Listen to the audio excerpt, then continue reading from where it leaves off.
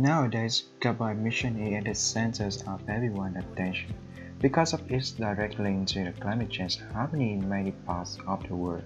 On the subject of reducing carbon footprint at the broad place in Australia, we have researched from environmentally related data and investigated the status of greenhouse gas reduction efforts by both the government and the business.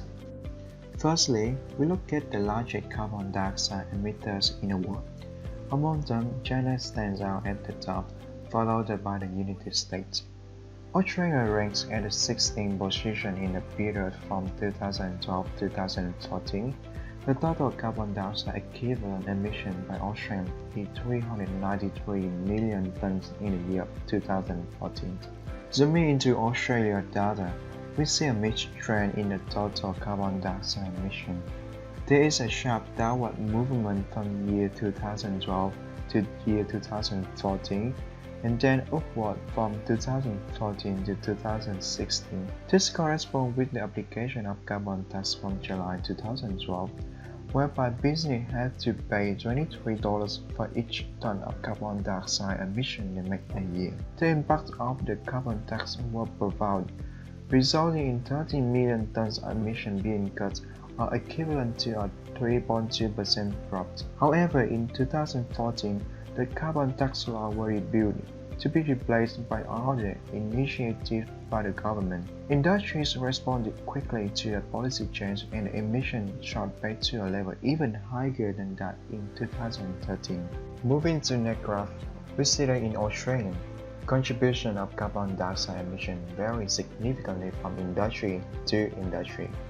The Scope 1 emission or direct emission comes mostly from electricity supply activity, which account for more than 50% of the total emission over the years. So, we further examine the types of power generation that are the top polluters. It's no surprise that power stations that rely on non-renewable fuels like coal and gas have very high emission intensity, 0.88, which means 0.88 tons of greenhouse gas is emitted to the environment to generate 1 megawatt-hour electricity.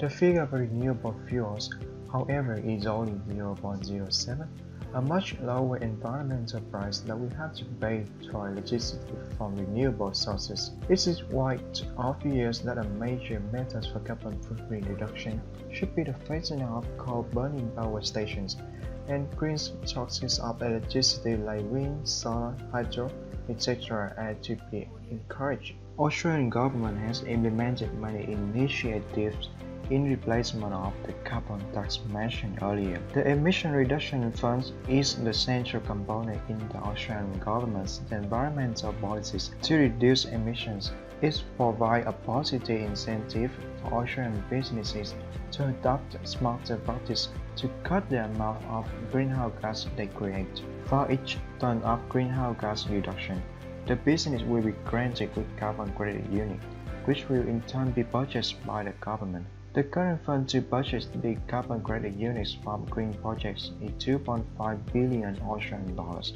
Another fund that offers support to carbon reduction efforts is Clean Energy Finance Corporation.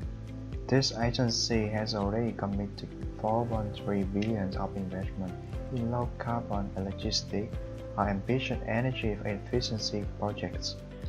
The government's efforts are echoed by voluntary actions on business level.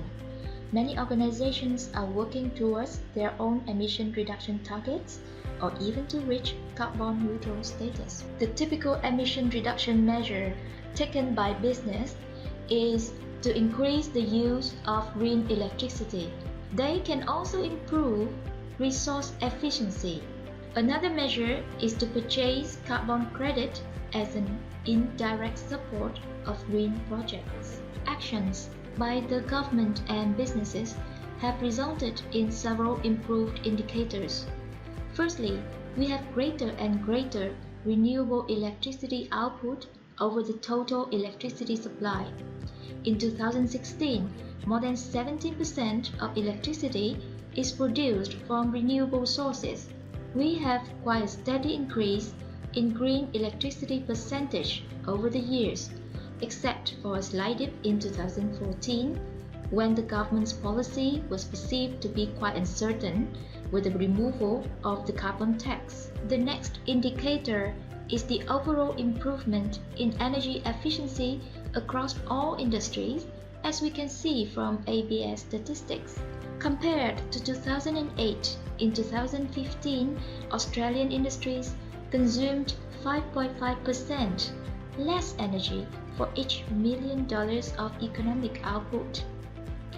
The methods used to achieve this energy efficiency can be energy conservation, waste reduction, process optimization, among many others.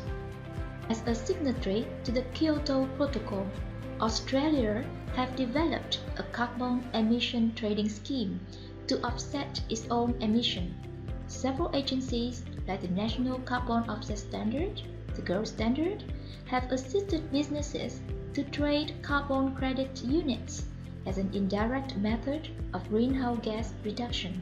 News Victoria is a typical example where the organization offset their carbon emission via the purchase of carbon credits from a number of green projects worldwide, such as Tasmanian Native Forest Protection or Borneo Rainforest Rehabilitation Project. From the data presented, there are various methods that can be employed to reduce our carbon footprint. Among them, switching to renewable sources of electricity shows to be the most effective. Government and businesses alike can take action to directly reduce their emissions as well as indirectly fund green projects through carbon credits. Thank you for your attention.